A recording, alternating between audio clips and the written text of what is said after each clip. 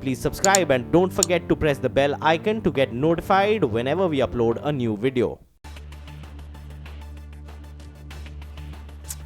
Hello and welcome to Halftime Report. It's 12 noon. We're halfway through the trading session. It's expiry day, so get yourself set for a volatile second half of trade. Remember, the series has been a rather down one.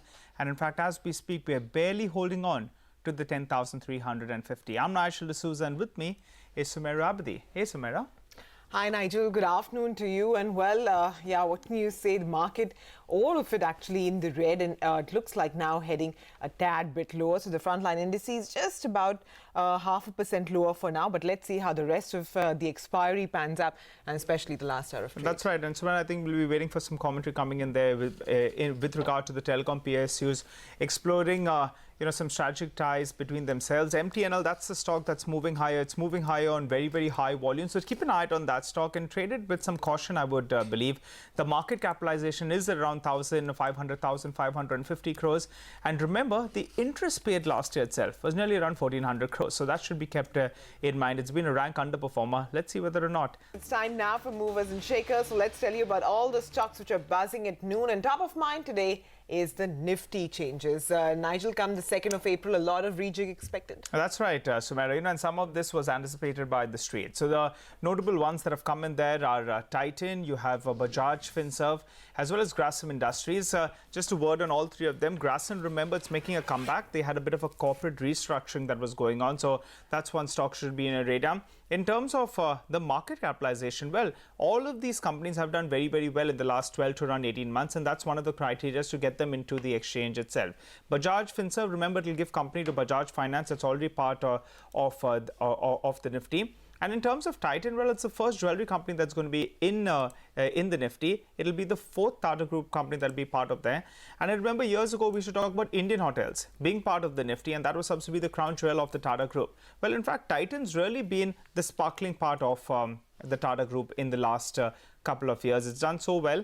And in fact, today as well, it's come off the high point of the day, but still holding in the green. What do these stocks replace? Ambuja Cements, that's one that goes out. I'll keep an eye on that one very, very closely. Remember, they have an impending merger with ACC. ACC is already out of the Nifty. So once that merger takes place, interesting to see whether or not this one makes a comeback. Oro Pharma as well, that's corrected from around 900 rupees. So some selling being seen. Then Pharma has really not been the flavor. Bosch as well has corrected for more than 25,000 rupees. So that one as well under some pressure in today's trading session. Keep an eye on this. Some active as well as passive funds, they'll realign their portfolios depending on how they want to play the Nifty. So you could expect a bit of an uptrend to continue in terms of the stocks that are coming in, and exclusions, maybe some lightening of positions over there, Sumaira. All right, Nigel, thanks much for that. Sun Pharma, Ekta, what's happening over there? Well, because of that 5% fall yesterday, there's so much speculation which is doing the rounds on Sun Pharma. But my sources are telling me at this point in time that the Halol inspection, which had started last week, is still not over. And there was a separate R&D plant which was likely to have been inspected, or an analytical facility of Sun Pharmaceuticals, which got 0 observations. But that doesn't really have a bearing on the Halol manufacturing site, which is getting inspected as well. We've reached out to the company on the same, and we're still awaiting an official comment, but expect volatility in the next 2 days for the particular stock on account of speculation on what's happening with the Halol plant. All right, I think we got a response as well coming in from the management, Sumaira, isn't it? Yeah, actually, Ekta has reached out to the management, who have said that as a policy, we don't comment on the schedule of regulatory inspections. But I think Infosys is in focus also. Yeah, that's right, because we had a big CNBC TV 18 exclusive news break then. Even as Infosys former CFO, Rajiv Bansal, continues to fight for a severance package of close to around 12 crore rupees in arbitration, sources tell us that Infosys has in fact sought a large sum in counter-claims from Bansal. Rukmini Rao now joins us with all those details. Well, Rukmini, what is Infosys asking of Bansal in this arbitration process? Well, even as Rajiv Bansal, the former CFO of Infosys, continues to battle an arbitration with the sole arbitrator being the former Supreme Court Judge R.V. Ravindran, in fact, to claim close to 12 crore rupees that is due from the company, and the company has stopped the payments.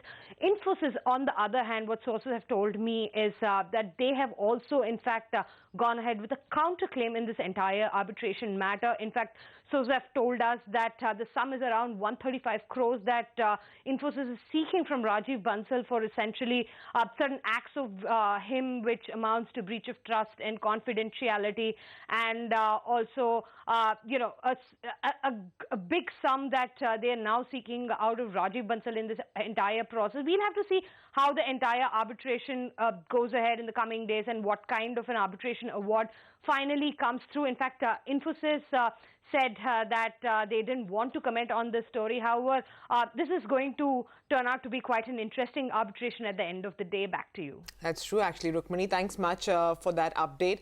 Well, IT really, it's been the lone warrior, actually, for the bulls of late. C.P. Gurnani, the MD and CEO of Tech Mahindra, spoke with us earlier this morning, and he says he's feeling a lot more confident about the sector now. He's added that he will stay with the NASSCOM export growth guidance. Seen the projections that came in from NASSCOM, 7 to 9%. The commentary said FY19 would be a shade better than FY18. My belief is that all the top 20 companies are embracing digital, have their own strategy. Some people are going in for platforms, some are going for products, some are just going in for investments in new technologies. But overall, I feel a lot more confident about the IT sector. We are seeing a revival there, mainly because of 5G and the IoT catching up. And I do believe that we are on the right trajectory. Well, CNBC TV18 spoke to Mr. Tucker, the MD and CEO of UCO Bank, earlier today on their exposure on the PNB scam. Let's listen in to what he had to say. In our case, it's not LOUs, it is letters of credit, the normal which are issued. So in this case, the liability is primarily on the Punjab National Bank. Gitanjali Group is only applicant from the point of PNB point of view. So the bills have started falling due for payment. We have lodged our claim with PNB, and we are hopeful the things should be sorted out.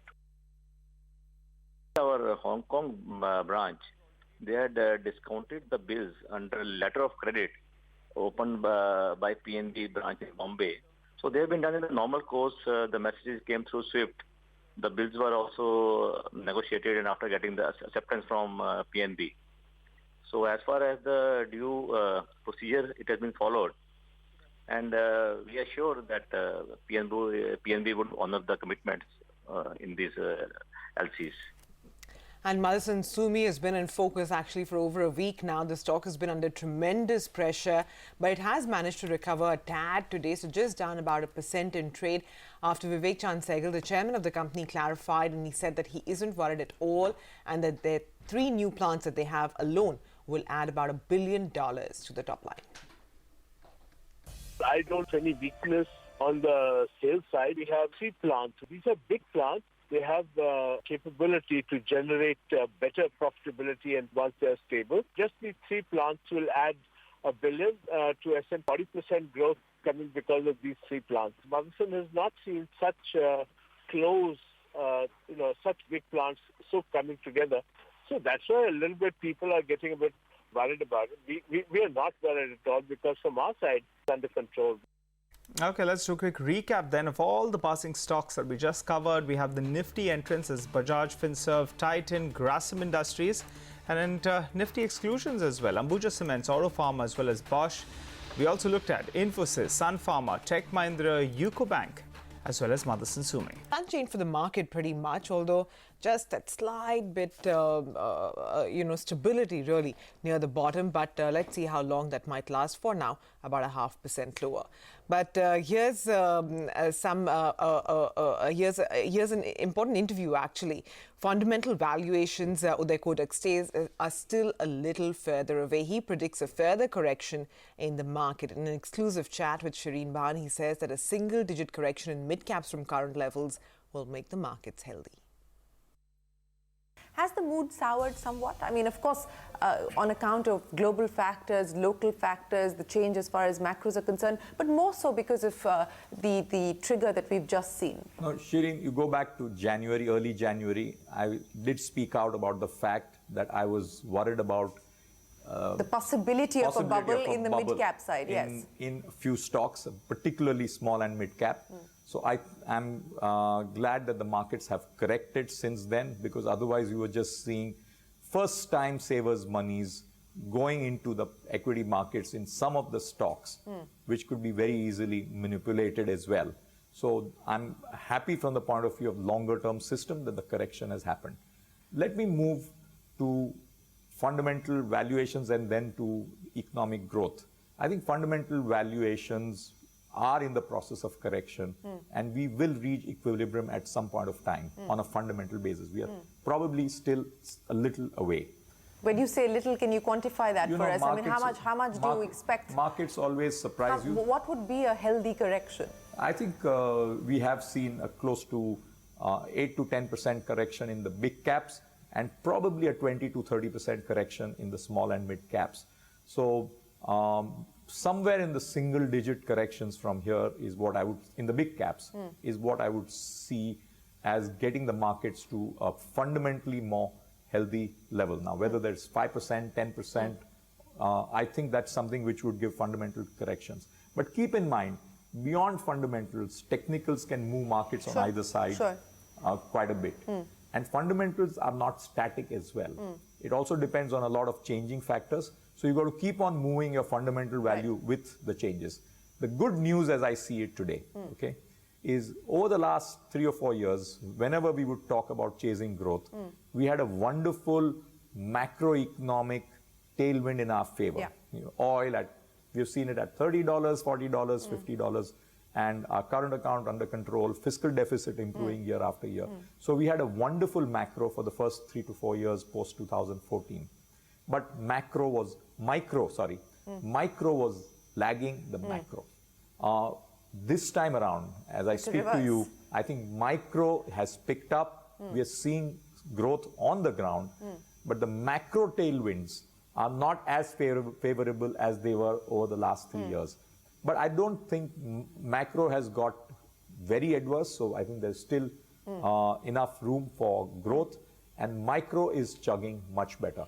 So from a good macro to a challenging micro, we've moved to a good micro and a more challenging macro. Let me ask you about your own growth opportunities and what you're going to be focusing on. And, you know, the market has been abuzz with what's on your radar and which candidates are potential acquisition targets for you. I'm not going to ask you to name specifics, but can we expect 2018 to be a year where you play consolidator? Shireen, every year you ask this question in January and get me into trouble. So I will stick to the line, and which has turned out to be right for 2017, and which is that we are always open for opportunity, and it's across the financial services industry. Including NBFC. We are, financial services industry is the broad financial services industry.